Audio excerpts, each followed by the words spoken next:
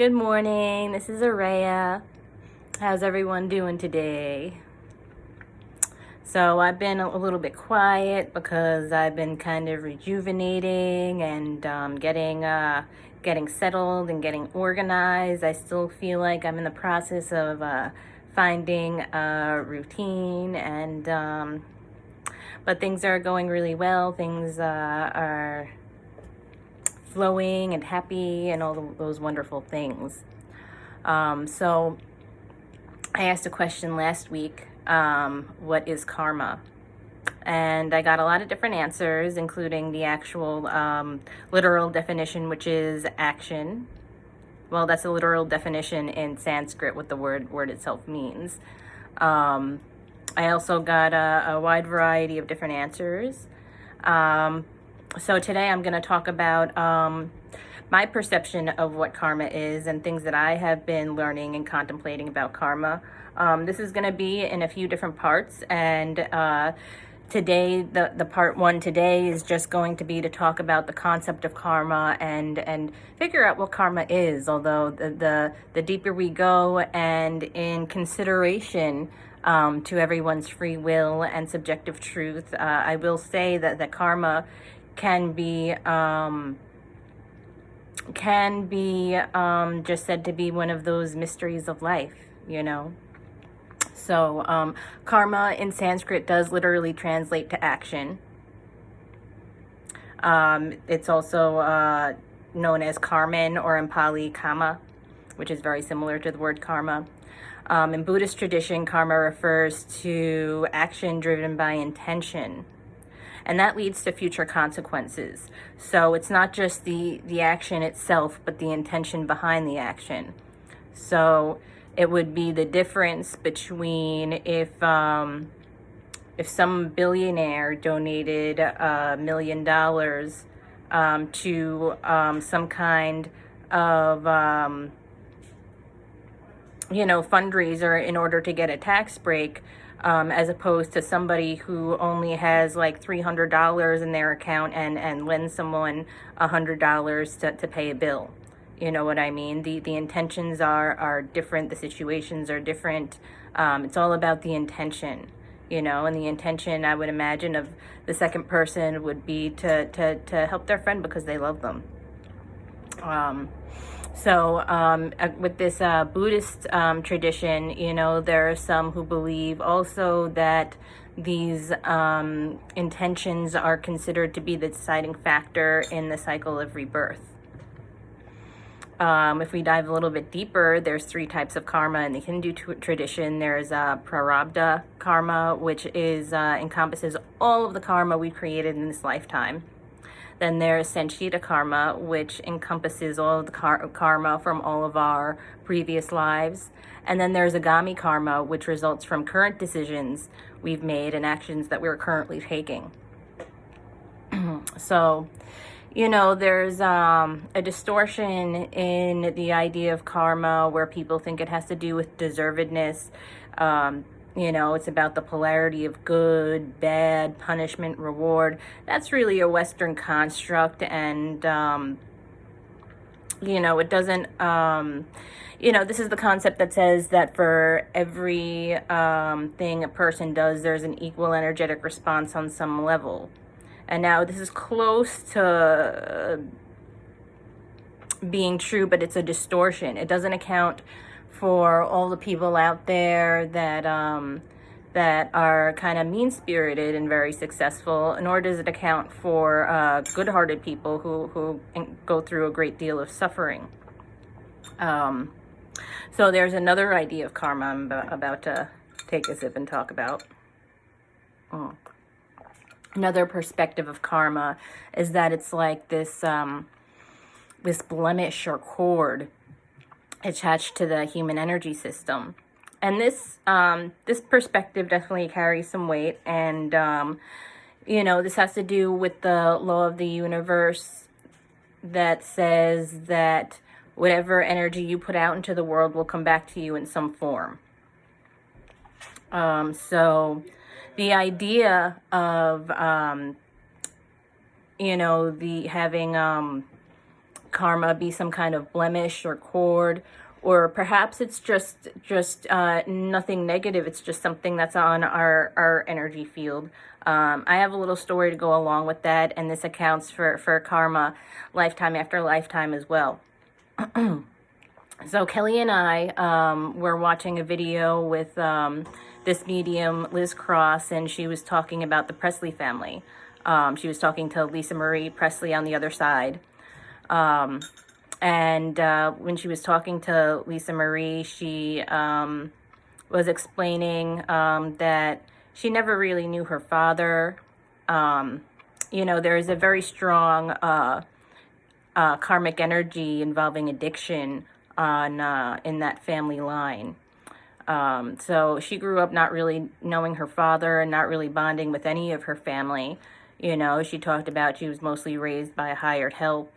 And when her father, Elvis, wasn't working, he was in either sleeping or in some kind of drug-induced haze or out partying or something. So she was definitely raised by hired help. She vowed to herself to not repeat that pattern when she had her own children. And she had every intention of not falling into the same thing. Unfortunately, she did fall into the same thing, and ended up, you know, enduring addiction and having, you know, her children raised for her and things of that nature. And she talked about, you know, how Elvis was there in the afterlife, but even there, they weren't like super close. You know, he was kind of just there. So due to this dynamic, you know, in this lifetime, the Presleys were born in, at first, you know, Elvis was born, I believe, into a modest family, and then he rose to fame. And through this fame, you know, he ended up giving into these addictions and having his family raised by others and things like that. So basically, she was saying in the next life, he will be reborn. He'll still be a musician, but this time he'll be born to a poor Southern family, and he'll stay poor. And he'll have to face this issue of addiction again, as well as probably the rest of the family, because this is a family that keeps on incarnating together. Now, that being said, this isn't a punishment or anything.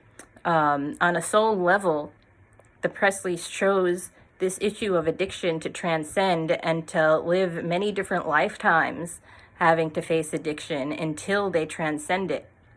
So this is an example of how karma can work. The Presleys, you know, being incarnated in families over and over again with the shadow of addiction. The next time it will be a poor family, but it's just a different opportunity so they can learn to transcend it. It may have been too difficult in the spotlight. So rather than looking at it as a punishment, you know, it's, I think, a higher perspective to look at it as an opportunity to learn a lesson, to become more masterful on a soul level and to master this reality. You know, it's really a gift. Karma is also closely related to the ego. Humans have egos. If you look around, animals don't have egos. The ego is what creates separation between the individual and all living things. You look at how an animal looks at you. It's either, you know, if they're wild instinct, but I know when my cats or my dog look at me, you know, they're not thinking about, oh, well, she's a human, she's different than us. Or, oh, that's a dog, they're different than us. All they know is relativity, you know. So, because we have this ego, which is meant to create separation so we can overcome this separation, it can be said that when separation occurs between all living things, that's when karma occurs. And through the karma, the universe responds with repeating patterns established around lessons that support a path to oneness, balance, and enlightenment. So, I'm going to say that again in a slightly different way. Karma is how the universe responds with repeating patterns established around lessons that support a path to oneness, balance, and enlightenment. You could look at it like on a soul level, we choose certain nodes in our life, certain things that we want to experience, certain things we want to learn. And the whole point of incarnating is having this illusion of separation and transcending that illusion of separation to return to oneness and to reduce polarity all over again. So karma is a force, much like gravity, that when you have a different choice of thoughts or words, intentions, actions, beliefs, whatever you put out will, like I said before, in your auric field, attracts or repels different experiences to you. And part of these experiences it's all meant to teach us and guide us towards the idea of oneness, balance, and enlightenment. None of it's a punishment. It's all a gift. Because the whole point of incarnating over and over and over again throughout these 25,000 year cycles is to transcend the separation and find oneness again, to reach enlightenment again. And karma is the force that allows us to do that. Well, karma is the force that pushes us into the lessons and experiences that eventually lead us to that. I've been contemplating on this for quite a while, and in my mind, I've understood this for quite some time. It's a whole different ball game speaking it out there to me. To me it's different. Putting this into words and into the right words that really conveys what's in my mind, I find on this topic to be very challenging, but I'm happy with what I've put out so far. There are 12 different universal laws of karma. I'm not going to talk about those in this video. But I'm going to do them either later or tomorrow or in a couple of days. I definitely, I still even haven't decided if I want to do like all of those in one video or focus on like 2 or 3 in one of them. But we'll get those done. And, contemplating on these, I found it to be very illuminating to the patterns in my own life and the universal laws as well, to really understand, and you could use these ideas and tools to help you transcend it all, because once you've reached that place of enlightenment, once you have brought yourself back to oneness, then there's really no need for karma anyway. I think Yogananda said that the solution to karma is divine consciousness. And once you reach that place of divine consciousness, your soul will not have a need for karmic lessons anymore. In fact, this is what we're all going through, whether we realize it or not, because the karmic cycle is almost over on this planet for good. There'll be other karmic cycles on other planets, but here it's over. And, we're in the process of creating the new earth and finishing all of that up, which is very beautiful to think about. Anyway, I hope that this was helpful, and I hope that, this helps people understand what karma really is. With that, I'm going to end part 1 here. I'm going to send everybody lots of love and enlightenment. I hear the dogs here starting to get excited, so I'm not going to have a peaceful video in a couple of seconds. So, all right, everyone, have a great day.